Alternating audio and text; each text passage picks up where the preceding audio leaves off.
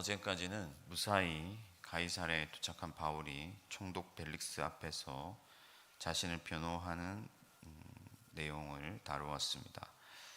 이 본문에 등장하는 가이사랴는 헤롯 대왕이 인공 항구를 축조해서 로마 황제에게 헌상한 도시입니다.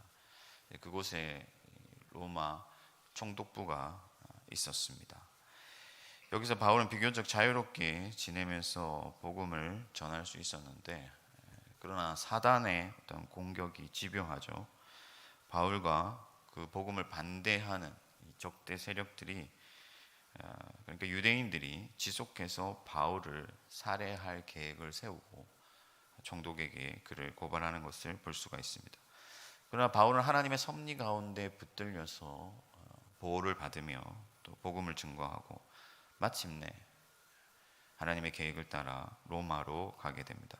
이런 전체적인 맥락 가운데서 우리가 읽은 오늘 본문이 비교적 긴 스토리를 가지고 있기 때문에 몇 가지 교훈을 중심으로 살펴보려고 합니다. 첫 번째 교훈은 복음에 합당한 경외심을 가지라는 것입니다. 벨릭스가 그의 아내 드루실라와 함께 바울을 만나러 왔는데, 이 여인은 왜 아내를 데리고 왔느냐, 요즘같이 의전을 위해서 데리고 온 것이냐, 그렇지는 않고 이 헤롯 대왕의 손녀로서 유대인이었던 이 아내의 호기심을 좀 채워줄 요량으로 그 아내를 대동한 것 같습니다. 그러니까 벨릭스가 보기에 이 바울이 말하는 것이 유대 전통에 관한 것이기 때문에 유대인이었던 그의 아내의 어떤 호기심을 채워주기 위해서 그 아내를 데리고 바울을 만나러 왔던 것 같습니다. 그러나 단순한 호기심에 바울을 찾았던 이 벨릭스는 이내 복음을 듣고 두려운 마음에 사로잡히게 됩니다.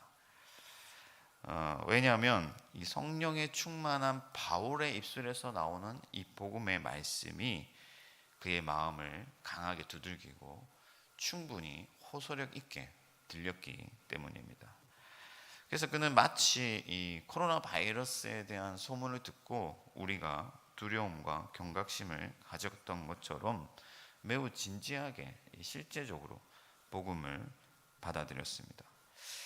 그러면 과연 바울이 무슨 말을 했길래 그는 두려움에 사로잡히게 되었는가? 오늘 본문에 보니까 바울이 의와 절제와 심판에 대해 말씀했다고 기록하고 있습니다. 의라는 것은 그리스도 예수의 죽으심, 하나님의 의에 관한 말씀이고, 절제라는 것은 그 의에 공로를 받은 사람들이, 이 그리스도인들이 마땅히 따라야 할 도리에 관한 말씀이고, 그리고 장차 다가올 하나님의 종말적 심판에 대한 말씀을 바울이 증거했습니다. 이것들은 복음의 핵심이라고 할 수 있는데, 죄와 영생에 관한 말씀이죠. 그래서 벨릭스는 죄와 그 죄의 결과와 하나님의 엄중한 심판에 대한 말씀을 듣고서 두려움에 사로잡혔던 것 같습니다. 이 불신자 벨릭스가 두려움에 사로잡혔다는 것을 기록한 이유는 아마도 그 복음이 우리의 경외심을 일으키기에, 우리가 경각심을 가지게, 우리가 두려워하기에 얼마나 합당한가 하는 것을 강조하기 위한 것으로 보입니다. 그러나 이 벨릭스는 두려움에 사로잡혔을 뿐 그의 마음을 주님께로 돌이키지는 못했어요. 그러니까 오히려 바울에게 돈을 받을 수 있을까 하여서 바울과 자주 상담을 했습니다. 그러니까 그 당시에는 이제 재판관들이 굉장히 불의하죠. 지금도 어떤 사법 시스템이나 감시 시스템이 굉장히 정교하게 작동하고 있어도 불의한 재판을 하는 경우들이 많지 않습니까? 그런데 그 당시에는 어떻게 했습니까? 그래서 바울에게 돈을 좀 받을까 해서 바울을 자주 만났다고 기록하고 있습니다. 여기서 우리는 성령께서 역사하시지 않으면 바울의 복음이라고 할지라도, 그러니까 바울의 입술을 통해서 들려지는 복음이라 할지라도 회심을 일으킬 수가 없다는 것을 보게 됩니다.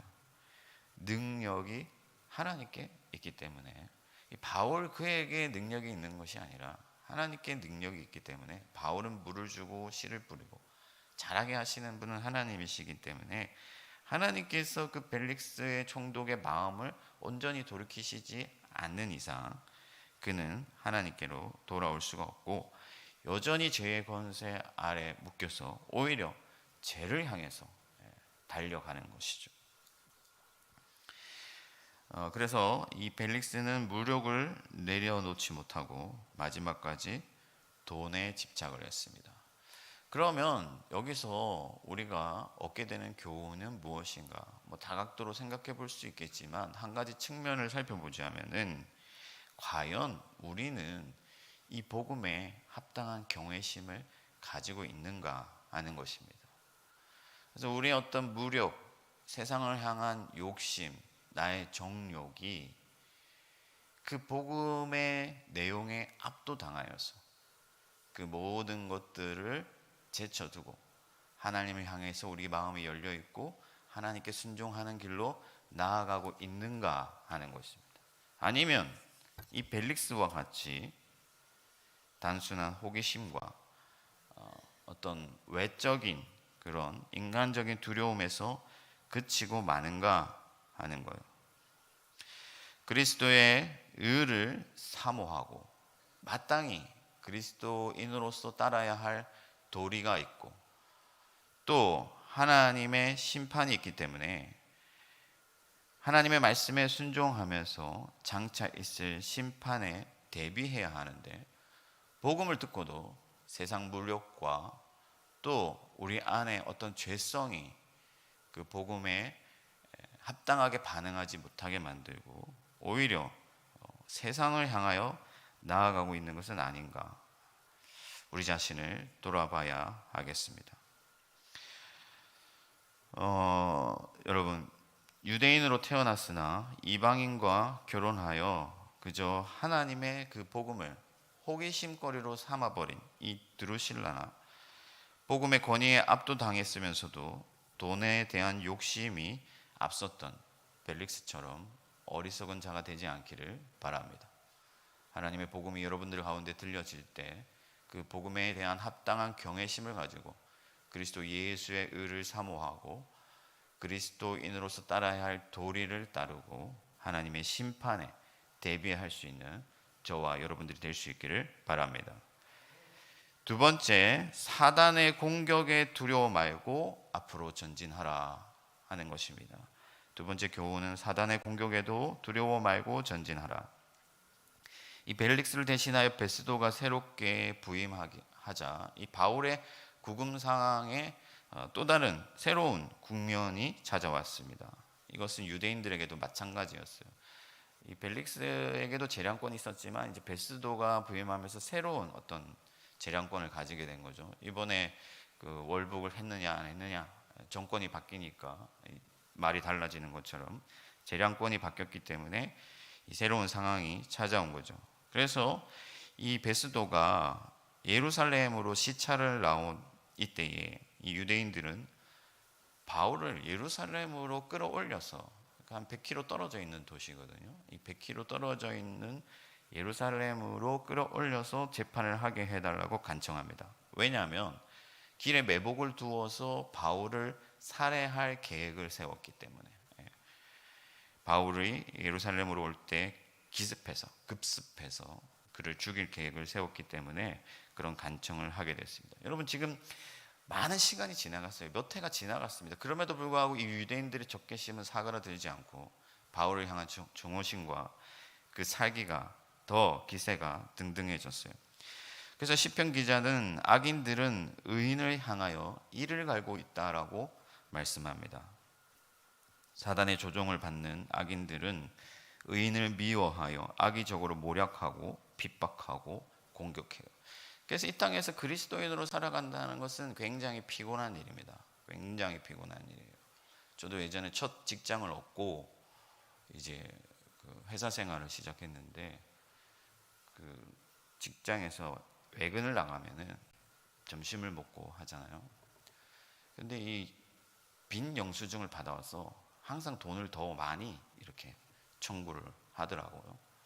그래서 제가 이러면 안 되는 거 아니냐, 이렇게 그리스도인으로서 양심적으로 그렇게 얘기를 했더니 굉장히 싫어하는 것을 제가 경험했습니다.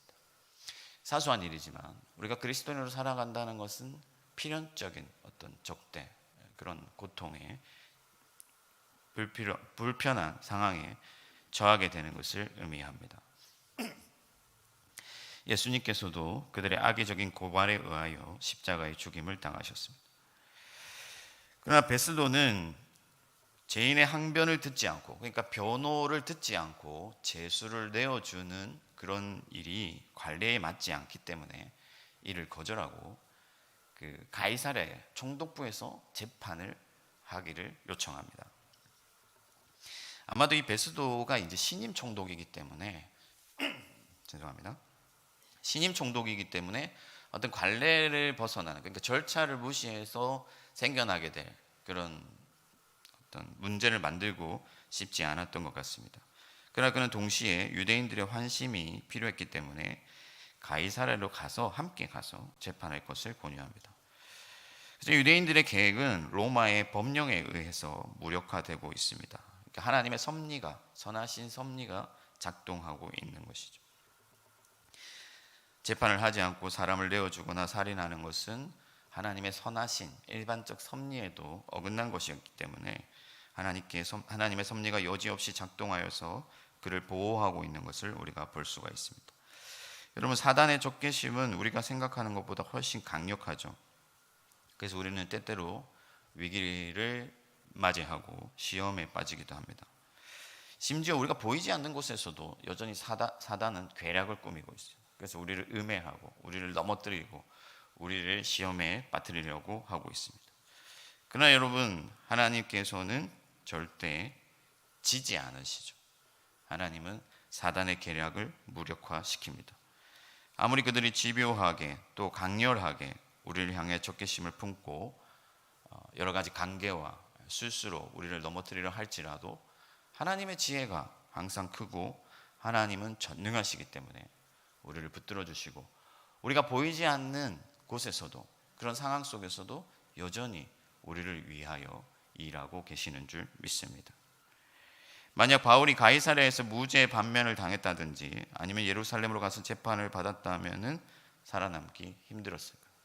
그러나 하나님의 섭리가 그를 붙들어 주었습니다. 그러므로 여러분, 우리는 바울과 같이 어떤 환경이나 역경에도 불구하고 두려워하지 아니하고 우리에게 주어진 길을 계속 걸어가야 된다 하는 거예요. 하나님께서 우리에게 주신 그 길을 걸어갈 때는 반대가 있습니다. 공격이 있고 뭔가 어떤 진리에 대한, 선한 일에 대한 적개심을 품은 사람들이 우리를 공격할 거예요. 그러나 우리는 계속해서 우리에게 주어진 그 길, 예수 그리스도의 제자로서의 길, 예수 그리스도의 증인으로서의 길을 담대히 걸어가야 되는 것이죠. 실제적으로 여러분, 복음을 전하고 이 어떤 길에 나가서 전도지를 하나 나눈다고 할 때도 그런 반대가 있습니다. 왜 길에서 이런 걸 하냐 하고 반대를 해요. 그러나 세상이 혼잡하고 여러 가지 두려워하고 염려할 일들이 많지만 하나님의 섭리가 우리를 언제나 안전하게 지키고 하나님의 능력이 붙든다는 사실을 기억하고 예수 그리스도를 증거하는, 그리고 하나님을 섬기며 살아가는 그 길에 집중하시기를 바랍니다. 마지막으로 세 번째는 하나님의 경륜에 민감하게 반응하라 하는 것입니다. 가이사랴로 내려온 유대인 사절단이 바울을 둘러싸고 위압감을 조성하면서 이제 재판을 시작합니다. 그러나 바울은 율법과 성전에 대해서, 저들이 고발하는 그 죄에 대해서 어떤 죄도 짓지 않았다고 항변해요.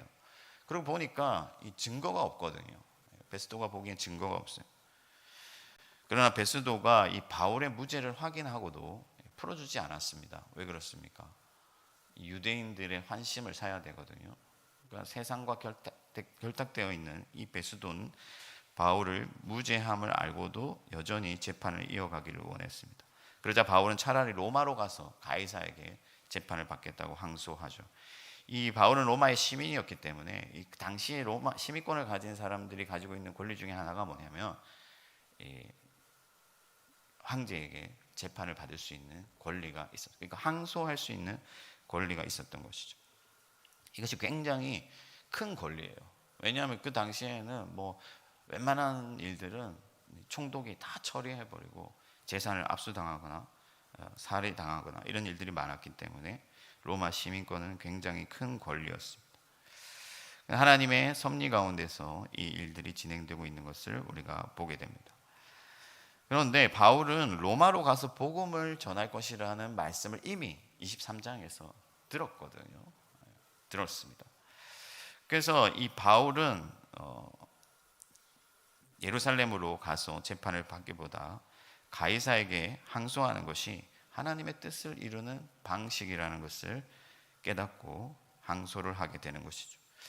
상황적으로 보면 바울은 지금 굉장히 억울해요. 그죠? 하고 싶은 말이 많을 겁니다. 누명을 썼으니까. 말도 안 되는 그런 어떤 억지 주장을 하고 있기 때문에 끝까지 한번 붙어보고 싶었을 거예요. 그리고 바울이 스스로 예루살렘으로 가서 내가 죽더라도 거기서 복음을 전해야겠다라는 어떤 신념이 있었어요. 그런데 그 모든 것들을 다 내려놓고 가이사에게 항소함으로써 하나님의 뜻을 이루는 것을 원했습니다. 사랑하는 성도 여러분, 지금도 치열한 영적인 전투가 벌어지고 있습니다. 여러분들이 중에 느끼는 분도 있고 느끼지 못하는 분들도 있겠지만 하나님의 나라가 이 땅 가운데 임하고 있고 우리는 그 영적인 전투 현장 가운데 있어요. 그래서 사단의 어떤 공격과 술수가 우리 주변에 있고 하나님이 기대하시는 바가 우리에게 있습니다. 그 상황 가운데서 우리가 하나님의 뜻에 기민하게 반응하면서 하나님이 무엇을 원하시지, 어디로 가기를 기대하시는지를 생각하고 그 뜻을 향하여 나아가야 되는데, 사실은 우리의 어떤 고집과 우리의 아집과 우리의 생각과 우리의 신념이 앞설 때가 훨씬 많다 하는 거죠. 그래서 내 고집을 부리다가 낭패를 당하는 경우가 많습니다.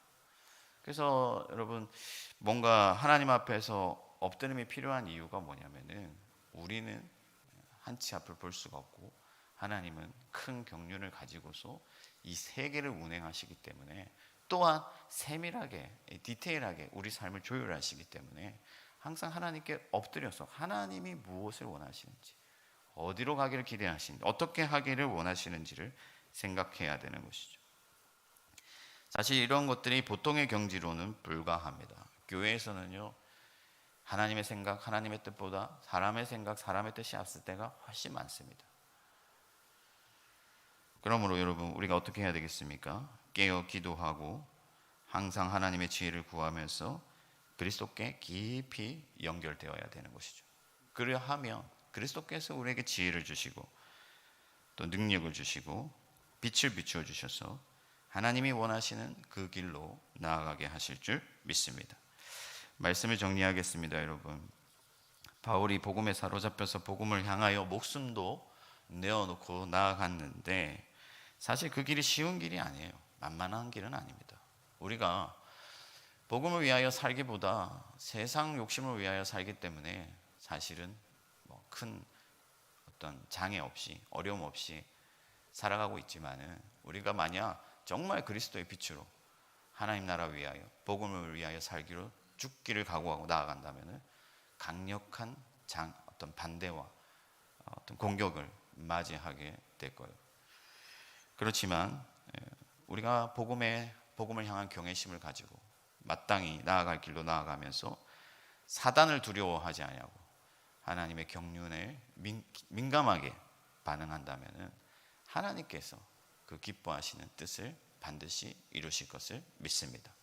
오늘 아침에도 성령 안에서 깨어 기도하며 하나님의 지혜를 구하고 마땅히 나아가야 할 그 길로 나아가는 저와 여러분들이 되기를 주님의 이름으로 축원합니다. 하늘에 계신 우리 아버지, 아버지의 이름을 거룩하게 하시며 아버지의 나라가 오게 하시며 아버지의 뜻이 하늘에서와 같이 땅에서도 이루어지게 하소서. 오늘 우리에게 일용할 양식을 주시고 우리가 우리에게 잘못한 사람을 용서하여 준 것 같이 우리 죄를 용서하여 주시고 우리를 시험에 빠지지 않게 하시고 악에서 구하소서. 나라와 권능과 영광이 영원히 아버지의 것입니다. 아멘.